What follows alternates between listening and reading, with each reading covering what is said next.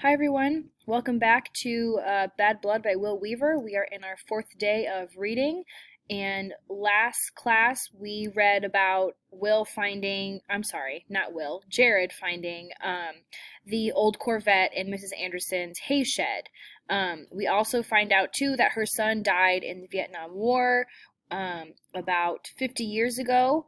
And I had my classes do the math, so her son would have been 20 when he entered the war, and the year that we are currently in the story would be the late 80s, early 90s, somewhere in there. So just to keep that in mind if you're confused about what time we are set in. Also, to give you an idea of what the Corvette looks like that Jared found, it would look something like this. We're going to see in a second the specific make of the car, or model I mean, is a Stingray. This is what it would look like. I'm not sure if the color is exactly the same, but you get the idea.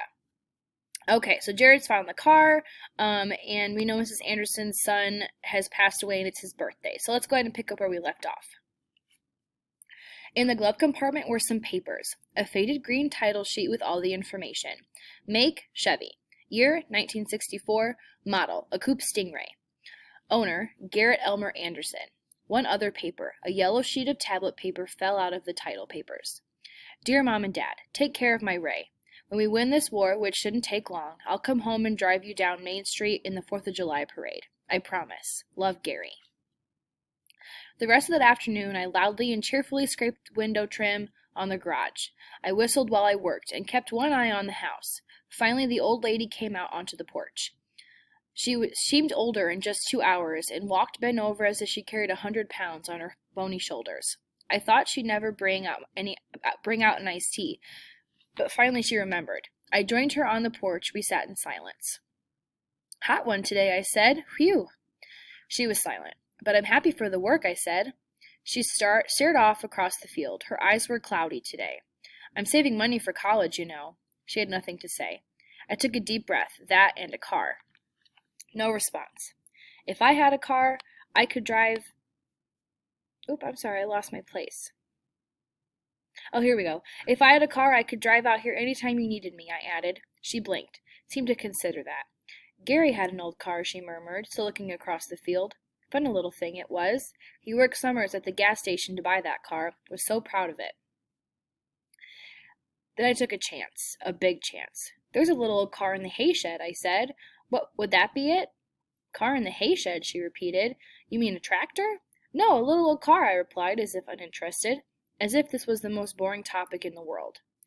I don't know what Gary did with his little car, she murmured, so hard to remember everything. Just a little old car in the hay shed, I drawled and pretended to check some paint chips under my fingernails. She looked at the parlor, at the soldier on the wall, then all around her house. I hardly drive my Pontiac anymore, she said. I certainly don't need 2 cars. I felt shaky. Things were happening fast. Things were coming together. It was a major adrenaline rush, and I suddenly understood why the men in my family could never hold straight jobs. Why don't you take it, Jared? She said. The little car in the hay shed? I asked. My voice was suddenly thin and shaky. It was as thin and shaky as hers. Why would I need 2 cars? I hardly drive the Pontiac anymore. I swallowed, then took a gamble. No, Mrs. Anderson, I couldn't do that. You've been awfully nice to me, and while the car isn't probably worth much, I just couldn't accept a gift like that. Why, you're always helping out around here, she continued, like she hadn't heard me. She actually came over and patted me on the head. It was the first time we had touched. This place would have fallen down without you, such a nice young fellow. I think you should take it. Why would I need 2 cars? I hardly drive the Pontiac anymore. I'll think about it, I said. I was so excited that I almost tipped my glass. Right now I'd better get back to work. Okay. So let's talk about what he found in the car and Mrs. Anderson's state of mind currently.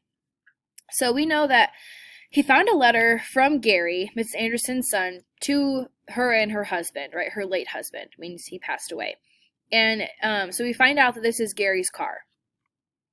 And it's been sitting in this old hay shed since he left for the war, apparently. And it's so sad because he promises that he's going to take his parents on a ride in the 4th of July parade, and that doesn't happen, obviously, because Garrett passes, or I guess it is Gary passes away. Um, but that doesn't faze Jared, does it? He still is super excited about this car. And he doesn't even really have to try that hard to get her to give it to him, right? If you think about it.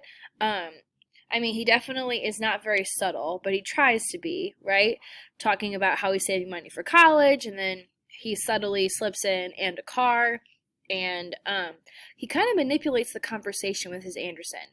And obviously, you can tell Mrs. Anderson is not in the right state of mind for this conversation, right? She keeps repeating over and over again, why do I need to drive two cars? I hardly drive my Pontiac anymore. And she talks about how it's Gary's little car and why would she need it, right? She keeps repeating herself over and over and over again. And again, we see Jared kind of take advantage of the situation.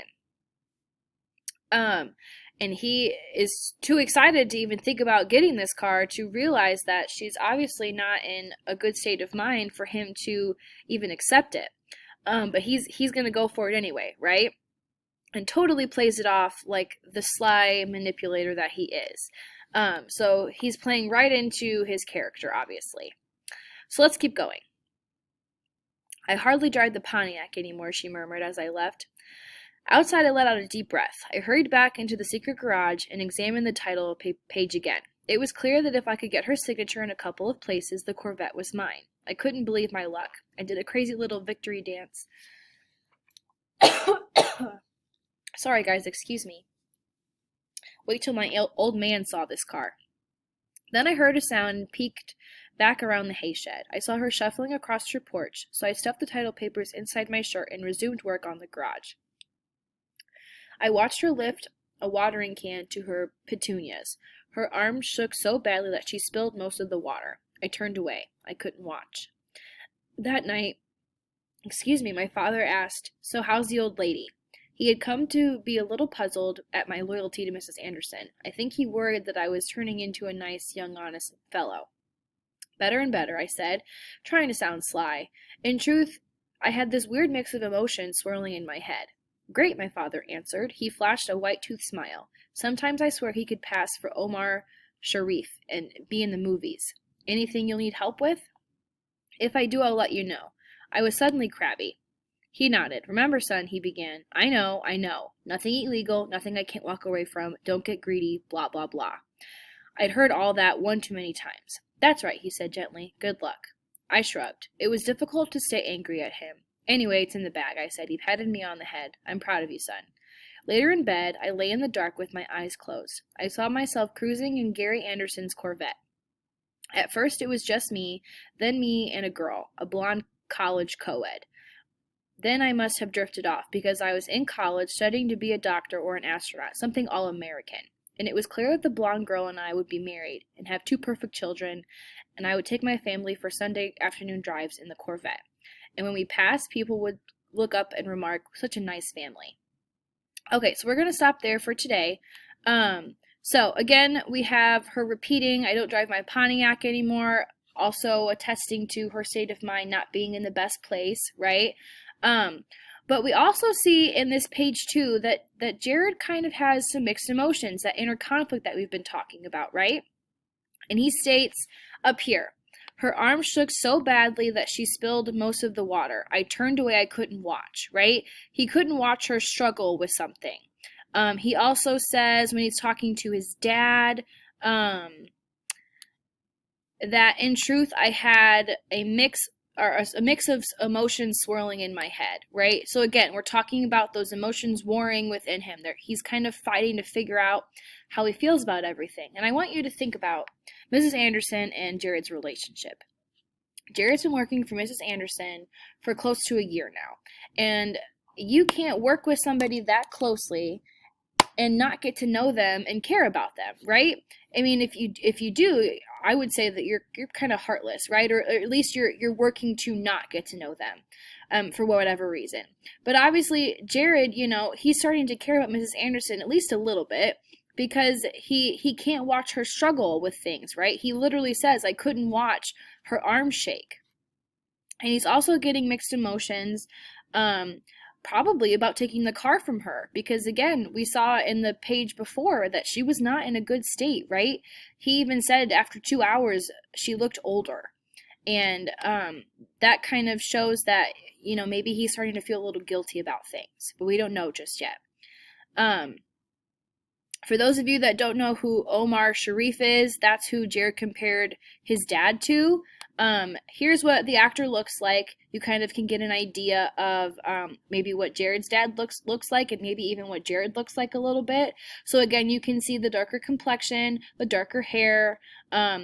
So it attests to how Jared has described himself in the past. So let's continue. Also, for those of you that don't know, a co-ed in college just means a girl, basically. I don't know why they were given that name, to be honest with you, but if a college has men and women attending it, usually the girls are referred to as co-eds. So let's talk about the dream that he has then. So later that night, he has a dream about cruising around in Gary Anderson's Corvette. He meets a blonde girl, right? And he talks about going to college to study to be a doctor or an astronaut, something all-American, right? So again, we had that callback to that irony, right? Jared is an all-American. His family is dishonest. He is an immigrant, so his family is not even really from the United States, right? But here we have him wanting the American dream, that idea of the perfect American family, right? So he's going to get a job that's something all-American, which is completely opposite of what his dad is doing and what every other man for the last couple of generations has done too, right? They've all been pickpockets and thieves and con artists, and now Jared is having dreams about doing something totally different, the complete opposite, right? Something honest. And he also wants to marry a white blonde girl too. So going back again to this idea of the perfect American family, and taking them for drives in Sunday afternoons, right, in the Corvette. So we're starting to see specifically now that Jared is having mixed emotions about things, whether it be his own personal identity of wanting to be a good person or a bad person, and by that I mean doing something honest as far as working goes, or continuing in his father's footsteps and his father's footsteps with being a con artist or a thief, right? So we're starting to see that maybe Jared might want something different for himself in the future, and this is a huge deal. And we're going to get into this a little bit more tomorrow when we read, so be ready for that. And you guys should have some critical thinking questions again that goes with what we read today. Obviously, if you have any questions or concerns, please email me, and I will see you all in the Zoom call. Thank you.